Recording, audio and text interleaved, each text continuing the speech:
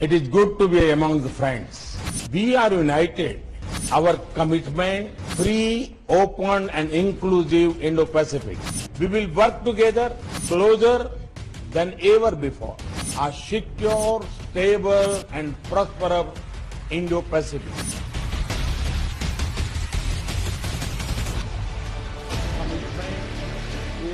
प्रधानमंत्री नरेंद्र मोदी के ये एक एक शब्द चीन को मिसाइल हमले की तरह लगे होंगे, जिसने ड्रैगन के विस्तारवाद के जनक शी जिनपिंग को भी झकझोर दिया होगा। पूर्वी लद्दाख में भारत को आंख दिखाने की जुर्रत चीन को इतनी भारी पड़ेगी, उसने कभी सोचा भी नहीं होगा। एलएसी पर हिंदुस्तान के जोरदार पलटवार की तरह भारत ने चीन की मजबूत घेराबंदी का पूरा इंतजाम कर लिया है। इसी सिलसिले में क्वाड की पहली बैठक हुई।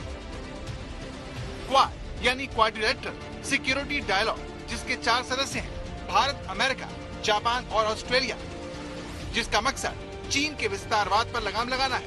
क्वाड की स्थापना साल 2007 में हुई, लेकिन 2017 में इसे फिर से पुनर्गठित किया गया और आज पहली बार चारों देशों के प्रमुखों ने वर्चुअल मुलाकात की।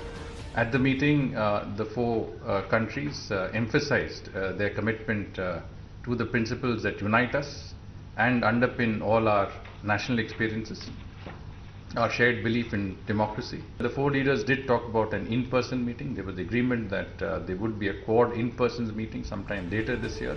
For this initiative, प्रधानमंत्री नरेंद्र मोदी ने इस बैठक में सिर्फ 2 मिनट का शुरुआती बयान दिया, लेकिन कम शब्दों में उन्होंने चीन को साफ साफ बता दिया कि अब उसकी दादागिरी नहीं चलेगी। It is good to be among the friends.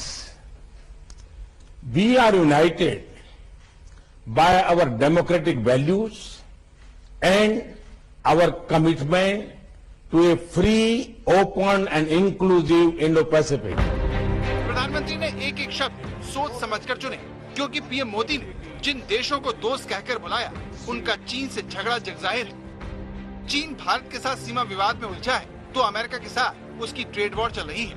द्वीपों को लेकर उसका जापान से झगड़ा है, तो ऑस्ट्रेलिया के साथ कूटनीतिक लड़ाई है। ऐसे 3 देशों के साथ भारत कंधे से कंधा मिलाकर आगे बढ़ने जा रहा है, जिसका ऐलान खुद प्रधानमंत्री नरेंद्र मोदी ने किया। We will work together closer than ever before for advancing our shared values and promoting a secure, stable and prosperous Indo-Pacific. दक्षिण चीन सागर से लेकर हिंद महासागर तक चीन अपनी ताकत के बल पर अतिक्रमण कर रहा है। इस वजह से चीन के खिलाफ दुनिया भर में जबरदस्त गुस्सा है, लेकिन उसके छोटे और कमजोर पड़ोसी डर की वजह से खुद को बेबस महसूस कर रहे हैं। लेकिन जिस तरह से भारत ने पूर्वी लद्दाख में चीन को पीछे धकेला, उसने क्वाड के जरिए चीन को उसकी जगह दिखाने के मकसद को नई जान दे दी।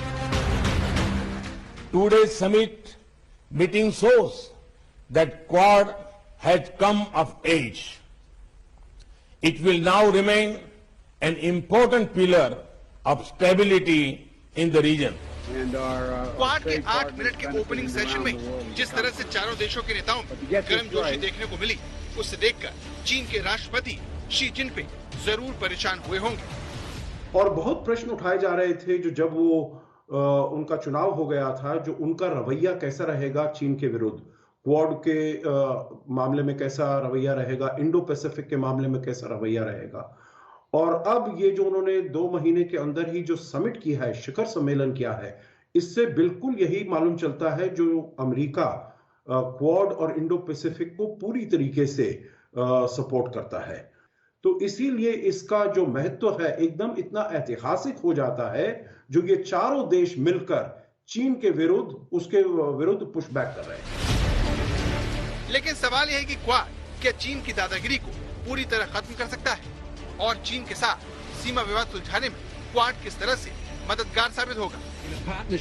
भारत के लिए क्वाड क्यों जरूरी है, इस बारे में समझने के लिए आपको चीन की प्रतिक्रिया को सुनना होगा, जिसमें उसका खौफ साफ नजर आता है। क्वाड नेताओं के पहले सम्मेलन के बारे में पूछे जाने पर चीन के विदेश मंत्रालय के प्रवक्ता झाओ लिजियान ने कहा, हमें उम्मीद है कि संबंधित देश इस बात को ध्यान में रखेंगे कि क्षेत्रीय देशों के समान हितों में खुलेपन, समावेशीकरण और लाभकारी सहयोग के सिद्धांतों को बरकरार रखा जाए और ऐसी चीजों की जाए जो विरोधाभासी होने के बजाय क्षेत्रीय शांति, स्थिरता और समृद्धि के लिए हितकारी हो। क्वाड को लेकर चीन के परेशान होने की वजह भी है, क्योंकि चारों देश पहले कभी इतने करीब नहीं आए।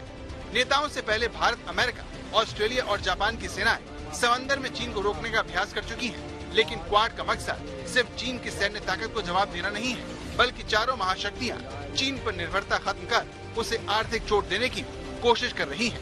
आज तक ब्यूरो।